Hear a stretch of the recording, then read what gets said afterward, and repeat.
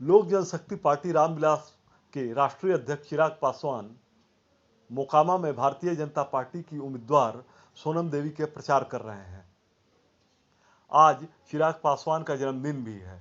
उन्हें ट्विटर पर ढेर सारी बधाइयां मिल रही हैं।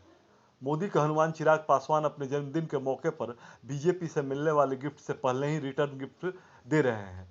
देखना यह है कि क्या बीजेपी चिराग पासवान के बर्थडे के बाद कौन सा गिफ्ट देती है। इस गिफ्ट के बाद चाचा पशुपति पारस क्या करेंगे, ये देखने वाली बात होगी।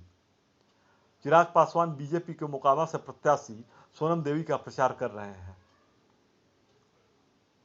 चिराग पासवान ने पहले ही कह दिया था कि वे जब पटना पहुंचेंगे तो बीजेपी के उम्मीदवार के पक्ष में प्रचार करेंगे। वे एनडीए का हिस्सा हैं या नहीं, इस सवाल के जवाब में उन्होंने गोलमोल उत्तर दिया था। साथ ही उन्होंने कहा था कि उनकी बात गृह मंत्री अमित शाह से हो रही है और गृह राज्य मंत्री नित्यानंद राय से भी हो रही है। नवंबर में उनकी मुलाकात प्रधानमंत्री से होने वाली है। ऐसे में प्रधानमंत्री मोदी अपने हनुमान को क्या गिफ्ट देते हैं, ये देखने वाली बात होगी। भले ही चिराग पासवान ने एनडीए का हिस्सा होने के सवाल को सीधे सीधे टालने की कोशिश की हो, लेकिन उनकी कोशिश एनडीए का हिस्सा रहने की जरूर रही है। इसलिए उन्होंने तमाम नाराजगी के बावजूद राष्ट्रपति चुनाव के दौरान भी बीजेपी के साथ वे नजर आए और राष्ट्रपति द्रौपदी मुर्मू के पक्ष में वोट किया। अब दूसरा मौका है बिहार विधानसभा के उपचुनाव का। अब वो मोकामा और गोपालगंज उपचुनाव में बीजेपी प्रत्याशी के पक्ष में वोट मांगने के लिए तैयार हैं। ऐसा माना जा रहा है कि चिराग पासवान और मोदी के हनुमान की डील बीजेपी से हो गई है।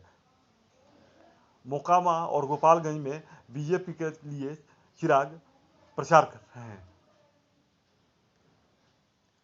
जहां एक तरफ महागठबंधन का नेतृत्व कर रही आरजेडी के साथ आए मुख्यमंत्री नीतीश कुमार और उनके सहयोगी जीतन राम मांझी ने आरजेडी से किनारा कर लिया है। वे आरजेडी के प्रत्याशी के लिए चुनाव प्रचार से खुद को अलग कर लिए हैं। वहीं मोदी के हनुमान यानी चिराग पासवान ने बीजेपी के प्रत्याशी के लिए चुनाव प्रचार करते नजर आएंगे। चिराग पासवान मोकामा में चुनाव प्रचार कर रहे हैं। वहीं 1 नवंबर को गोपालगंज में बीजेपी के प्रत्याशी के पक्ष में वोट मांगेंगे। बीजेपी ने जहां गोपालगंज में मनोज तिवारी और योगी आदित्यनाथ को चुनाव मैदान में उतारकर सवर्ण और कैडर वोटर वैश्य को साधने की कोशिश की है, वहीं मोकामा में बीजेपी के विधायकों की फौज उतार दी है। पूर्व उप मुख्यमंत्री रेणु देवी, दरभंगा विधायक संजय सरावगी, बेगूसराय विधायक कुंदन कुमार, बिहपुर विधायक इंजीनियर शैलेंद्र, नेता प्रतिपक्ष विजय कुमार चौधरी समेत कई नेता मोकामा में कैंप किए हुए हैं। वहीं अब चिराग पासवान को चुनाव प्रचार में उतारकर बीजेपी दलित पिछड़ों और अति पिछड़ों के वोट बैंक को साधने की तैयारी में है। बता दें कि मोकामा और गोपालगंज दोनों ही विधानसभा क्षेत्र में पिछड़ों और दलितों के वोट महत्वपूर्ण साबित हो सकते हैं।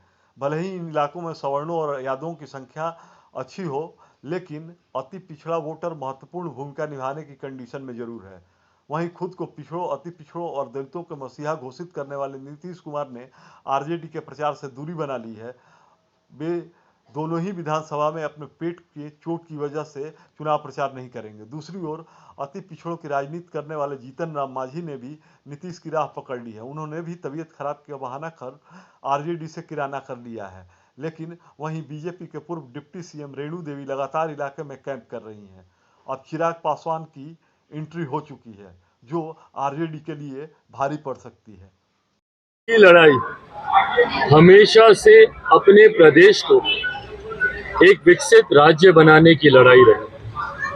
आज तक जितने निर्णय लोक जनशक्ति पार्टी रामविलास ने लिए वो इसी सोच के साथ लिए कि कैसे मेरा प्रदेश विकसित राज्य बने, बिहारियों का खोया हुआ गौरव, बिहारियों का खोया हुआ सम्मान लौटे।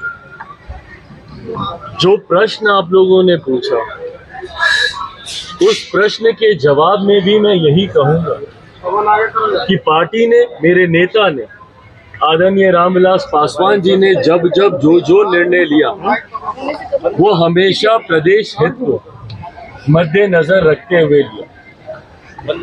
इन 2 उपचुनाव का आप लोगों ने जिक्र किया कि इन 2 उपचुनाव में लोक जनशक्ति पार्टी रामविलास की क्या भूमिका रही। मैंने हमेशा से इस बात को कहा है कि बिहार और बिहारियों को बर्बाद करने में सबसे बड़ा अगर किसी का योगदान रहा है तो वो हमारे आज के मुख्यमंत्री नीतीश कुमार जी का ही रहा है। मैंने हमेशा से ब्यूरो रिपोर्ट, होल्डे न्यूज।